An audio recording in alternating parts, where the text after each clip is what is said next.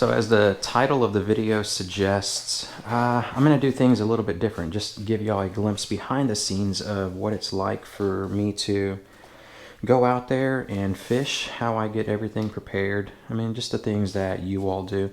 This setup right here, it's one that I have come to rely on because this lure is something that y'all have been seeing me throw a lot out there because it's actually working, and they come in clutch this time of year when the water starts to get cold. So we're going to take that one with us. Let's see, what else will we take? I'm thinking a hothead. That's another good choice for fishing pretty slow.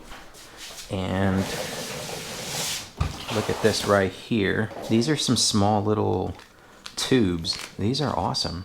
What I intend on doing is, because it's small enough, instead of putting ProCure on my hothead, because the ProCure usually wears out, I normally put a dab right there. This is not going to wear off. So if I just hook it right there, and it's going to be at probably underneath. I don't know. We'll see how it goes on the water, but that should work really good. So we'll take these two. We'll put this one back. All right, that should be it right there. You see this calendar? Well, this is for December 2019, the month that we're currently in. This is my December 2018 calendar. What we're doing is looking for the conditions. So we go over here to weather bug. Okay, so 12 miles an hour. Oof, those are some pretty high winds, but 0% chance of rain, so we ain't got to worry about any of that. 71 degrees. We know we're in the 70s. All I'm going to do is look to my results from last year. I want to find around about 70 degrees. That's all I'm trying to do, is develop a pattern based off of previous year's experience on the temperature. Hopefully this is making sense to y'all, but that's essentially what I want to do, is find the conditions that we experienced last year, that I had a good day, and that's where I'm gonna decide to go fishing. Now we're just gonna get all of our equipment together. This is the tough part that YouTubers normally don't show y'all, is getting everything together to you know, get out there on the water. There's a lot of stuff that we have to do that's just not fishing. My batteries, these have all been charged. Let's get, oh gosh, so look at that. That's what I take out there. A nice camera cloth to wipe off the water whenever a red or a speckled trout or whatever fish out there splashes my camera. My Humminbird battery, this is FPV power, 12 volt, 17.5 amp hour. Gives me all day juice for the Humminbird with side scan. And then the PowerPo micro anchor battery. I got the drone, but I did not charge my batteries, so that's gonna stay here. And I think that is it. I got to get all of that loaded into the truck. The good lucky hat from Old Town.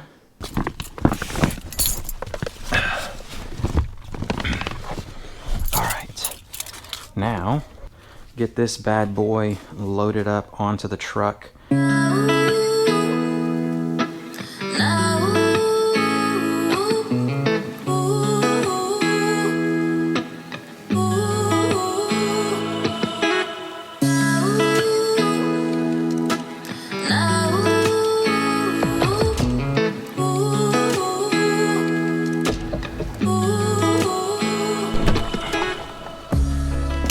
I decided to call an audible for the sake of time.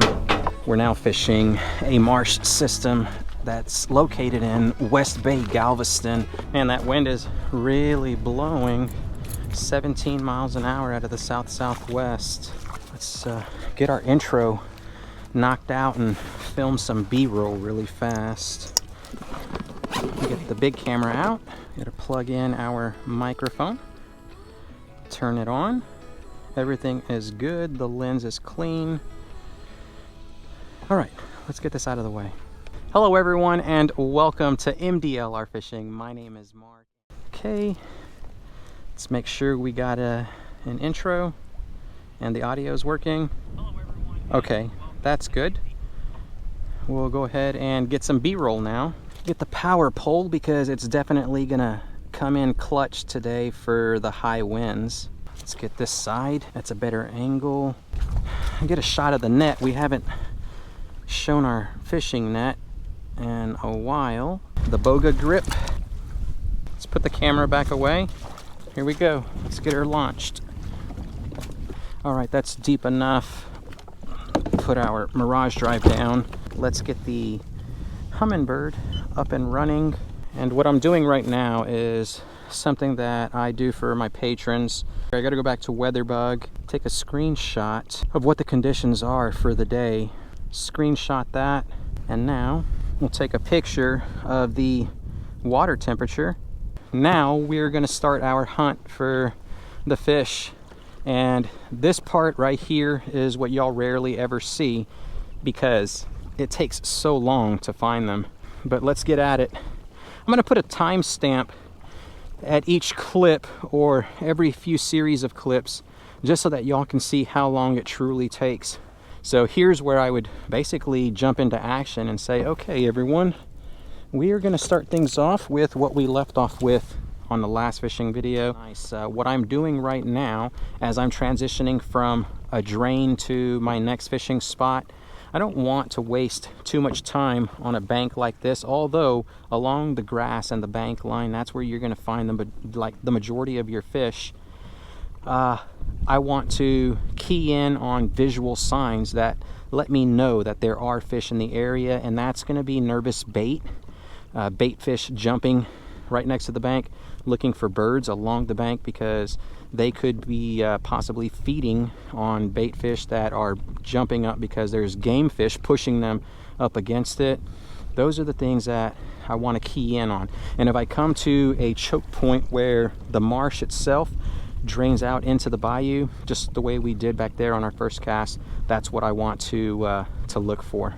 What we're going to try to do is somewhat push-pull through this and see if we can find a flounder or a red. I haven't seen any blow-ups thus far, and it's been relatively quiet. No bird activity or anything like that. But let's see if we can find something here. This bank line didn't produce anything. I didn't see nothing that I wanted to cast on. We started way back over there, and here is the main bayou again. So we're gonna sit back down and transition towards another spot, all the while still looking for birds, bait, just any sign of a fish being around in the area. I've come to another protected bank line and I haven't seen anything. I did see these birds off in the distance, but they're just chilling. They're not actually feeding, and it's not the type of bird that is gonna go after bait fish being pushed up. Usually it's the egrets and these herons, but there really isn't many of them. All right, didn't see much of anything. We're at the end of the bank line, and now we're just going to change the plan altogether. We're not going to worry about the back lake. We're going to go into the marsh, get inside these drains, going through the little ditches and everything else where there's little to no water at all. So we'll hurry up and get back down that way. It's going to be a tough day for sure. I don't see us catching many fish. Mic check, mic check, mic check, mic check. Did our first battery swap. Always got to do that mic check, otherwise we may end up with video that has no audio because you cannot count on GoPro. They have more like faulty issues with their equipment than than just about everything else out there. Let's power pole up. And now we're going to continue our search. Here's another question that I get all the time. Why do I choose the Hobie Outback? What makes me choose the platform that I do? If you can see how shallow it is, this guy with the fins up is able to creep in about 6 inches of water with no issues. The only one that we do have that I wish Hobie would address is the fact that that rudder is spring-loaded. There's no padding on it, so when the rudder goes up and we hit a pothole, it'll swing back down really hard and hit on the other piece of plastic that's back there, and that'll spook redfish. It's done it plenty of times for me. But given all the cons that this boat has with open water and taking a lot of water over the bow, in here in the marsh, I do 95% of my fishing, and it's perfect. Look how I'm able to just go through, push pull, super quiet, and on high windy days, the hull, it doesn't like go way up to be able to be like a sail, and I can just go through and maneuver the boat as I push pull fairly easy. So that's why I choose this platform. There's so many things that go on that most people aren't aware of in order to be successful in catching these fish out here. It does seem kind of easy, but you've got to make sure your paddle doesn't splash water. There's nothing on your kayak that's going to rock around and bang the plastic, because that'll transmit that noise really far underwater. And then when you've got to set your paddle down, grab your rod, keep your eyes on your target. There's so many things that can go wrong and lead to not being able to catch a fish.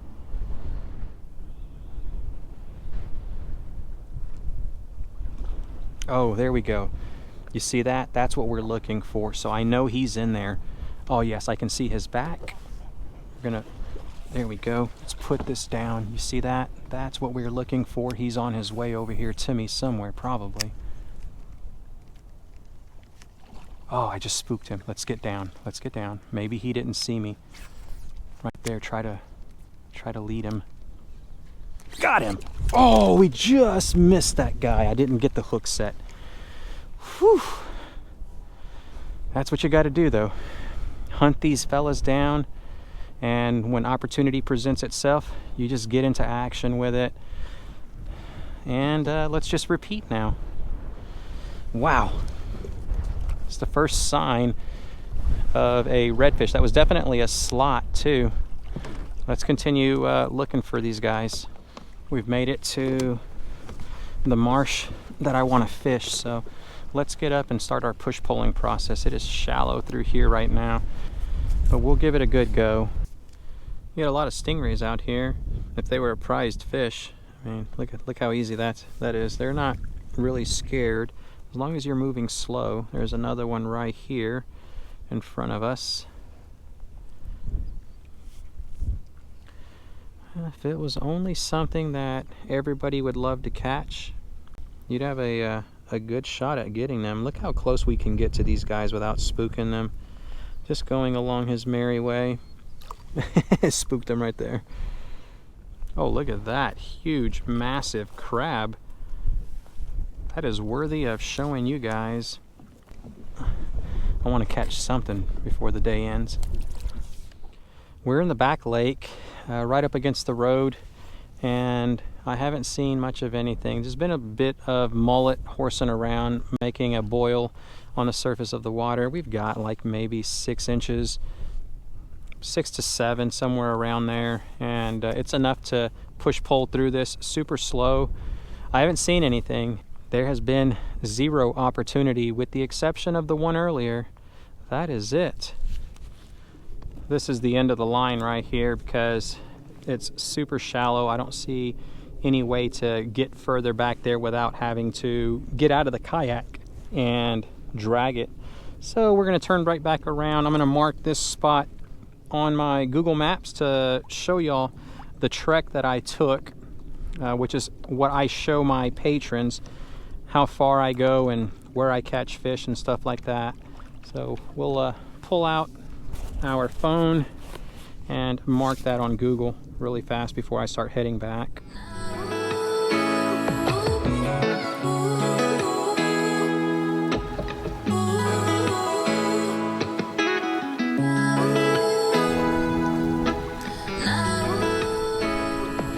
Hey everyone, very unproductive day out here at the Sportsman Road Marsh. And man, talk about a tough one. Only one redfish blow up. I got the guy to bite, but I just missed the hook set. Hey everyone. That is my daily post. Whenever I come out here, I try to keep the patrons up to speed with what I'm doing out here on the water. let's see. Yeah, that looks really good. Turn the mic on, make sure autofocus, exposure is good. We're on video mode. Put it to 20 millimeters. Let's get an ultra wide shot, 16 millimeter. Record, there we are. All right, everyone, so it wasn't what I... Now, let's get this loaded up. I absolutely hate this part of the job. All right, there we go. Oh my gosh, I cannot believe this. I left the Lowrance on. For those of y'all wondering, yeah, these kayaks can take a beating. I don't really rinse mine off after every use, and the drives as well, they take one heck of a beating. Batteries, camera, power pole battery. I gotta charge this bad boy up now. That's a lot of work that's got to be done. My day doesn't end after coming home. I've got to immediately start charging batteries and everything else. Get all of these on charge so that they're ready to go whenever we head back out tomorrow. The power pole battery lasts forever, so no need to recharge that one, but this one right here, we definitely gotta plug it in overnight because it takes a little while for it to charge. There we go. Now I gotta go get the MacBook from Christian and then import all the footage from today. Very little movement to him. Should make scrubbing him down a lot easier. Couldn't imagine trying to go at these guys while they're like fully alert and aware of what's going on. Angle that downward so that we can see the cutting board, get a good camera angle, hit the record button, and it's action time. Let's see, where is... Okay, so right here is where the cutting board needs to go. I've been wanting to do this for the longest time, so I'm kind of excited to be able to finally try these guys out. And here we go. Let's finish this video up. Okay, so here's what the final step of our day consists of. I took a screenshot earlier on what the conditions were, in Galveston. We are on the 9th. We have the temp, the water, and then the wind. And all we're gonna do is transcribe every bit of what went on throughout the day. That way I know the conditions and what the fish were doing or lack thereof, so that next year I can revert back to this plus my 2018 calendar as well. And this right here is pretty much the end of my day after I go through and respond to messages that my patrons have sent to me throughout the day. I try to communicate with them because without their support, well, this channel wouldn't exist. So I definitely cater to these guys a lot. And this is by far the best job that I could ever ask for. And I owe it all to you, my subscribers, and definitely my patrons. So for those of you not subscribed to the channel and you enjoyed what you saw, just a glimpse behind the scenes of what it is that a full-time YouTuber that's a fishing YouTuber goes through, there's a lot of work. And this is just my creative process. Each content creator, they basically have a different process, but I'd imagine that it's something similar to what you saw me do today. All right, if you enjoyed the video, you know what to do. Click that thumbs up button, and until next time, tight lines, y'all.